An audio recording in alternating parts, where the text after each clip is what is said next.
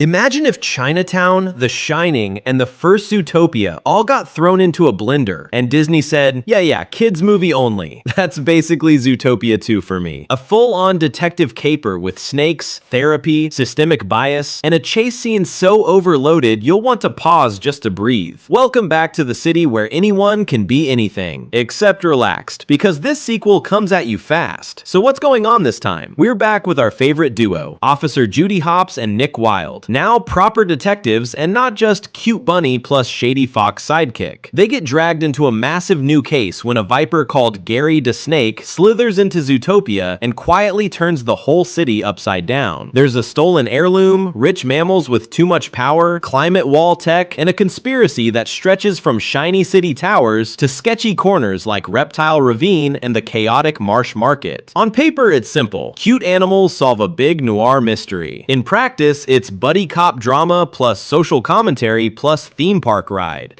We talked about that. What are we making Merlin? Uncomfortable. Yes.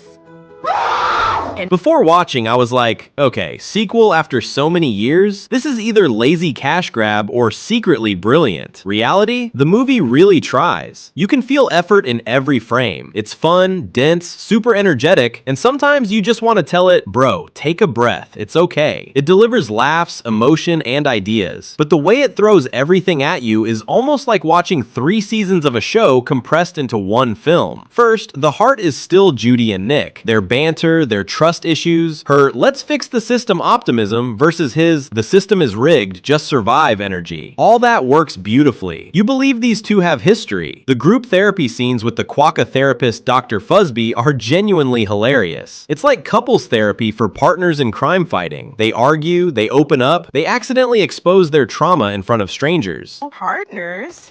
Can you tell us about your journey to Dysfunction Junction? Well, we've been official partners for 1 week. Happy anniversary. And the movie quietly talks about communication and emotional baggage without getting boring. Then there's Gary the Snake, Ke Huy Quan voicing a giant viper who's charming, suspicious, and low-key tragic at the same time. He steals so many moments. Whenever he appears, the movie feels sharper and more interesting. Comedy-wise, this is one of Disney's most confident jokes per minute attempts in a while. The whole Marsh Market chase is pure chaos. Layered gags, background jokes, little details everywhere. You could rewatch just that scene and still catch new stuff. Visually, the movie is a flex. Zootopia was already pretty, but here the fur, scales, fog, snow, neon, all the different climate zones. It's like the animator said, let's show off. The reptile environments especially are awesome. Strange, colorful, and clearly different from the rest of the city. And underneath all the chaos, the film is talking about systemic bias and inclusion, this time with reptiles as outsiders. It's not the most subtle thing ever, but it's smart enough that kids understand the basics and adults catch the deeper stuff. Eldon Hopps, the dream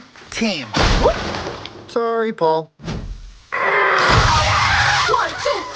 By the time it does a full snowy maze climax that feels like a playful wink to The Shining, you're like, okay, this movie is proudly nerdy and I respect that. Now, let's talk about where it stumbles. The biggest issue for me is pacing. This movie almost never slows down. From scene 1, it's like, laugh, feel, think about prejudice. Also, here's a chase. After a point, the constant rush becomes a bit tiring. Some action scenes are cut so fast, you're basically trusting the characters that something cool just happened, because your eyes didn't fully register it. It feels like watching a great YouTube edit on 1.75 times speed by mistake. Story-wise, the mystery structure is solid, but if you've seen enough detective plots, you'll start calling certain twists early. The third act reveal and villain motivation feel familiar, like a remix of things you've already seen in other noirs. And compared to the first film, there is a small loss of that effortless, whimsical charm. This one is heavier, noisier, and sometimes a bit too eager to underline its message. It's not lecture-level annoying, but you do notice the let me explain this theme again moments.